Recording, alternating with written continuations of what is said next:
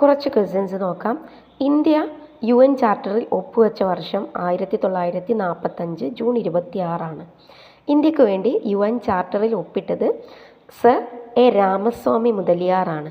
യുഎന്നിൻ്റെ കോളനിവൽക്കരണം വിമുക്തമാക്കൽ കമ്മിറ്റിയുടെ അധ്യക്ഷ സ്ഥാനം അലങ്കരിച്ച ആദ്യത്തെ രാജ്യം ഇന്ത്യയാണ്.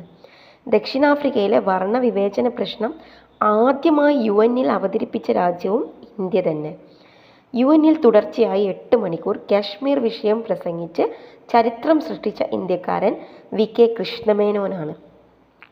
1957 കൃഷ്ണമേനോൻ യുഎന്നിൽ പ്രസിദ്ധമായ പ്രസംഗം നടത്തിയത്.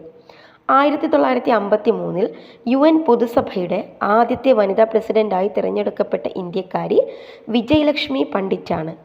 1965 ഇന്ത്യ പാക് യുദ്ധത്തിന് അനുബന്ധമായി ഒപ്പുവെക്കപ്പെട്ട ഉടമ്പടിയാണ് താഷ്കെൻഡ് കരാർ. താഷ്കെൻഡ് കരാർ ഒപ്പിട്ട വർഷം 1966 ജനുവരി 10. നിലവിൽ ഏത് രാജ്യത്തിൻ്റെ തലസ്ഥാനമാണ് താഷ്കെൻഡ് എന്ന് ചോദിച്ചാൽ അത് ഉസ്ബെക്കിസ്ഥാൻ്റെ തലസ്ഥാനമാണ്. താഷ്കെൻഡ് കരാറിൽ ഇന്ത്യക്കായി ഒപ്പിട്ടത് പ്രധാനമന്ത്രിയായിരുന്ന ലാൽ ബഹദൂർ ശാസ്ത്രിയും പാകിസ്ഥാന് വേണ്ടി താഷ്കെൻഡ് കരാറിൽ ഒപ്പുവെച്ചത് അന്നത്തെ പാക് പ്രസിഡന്റായിരുന്ന മുഹമ്മദ് അയ്യൂബ് ഖാനുമായിരുന്നു. താഷ്കെൻഡ് കരാറിന് മധ്യസ്ഥത വഹിച്ചത് സോവിയറ്റ് പ്രീമിയർ ആയിരുന്ന കോസിഗിനാണ്.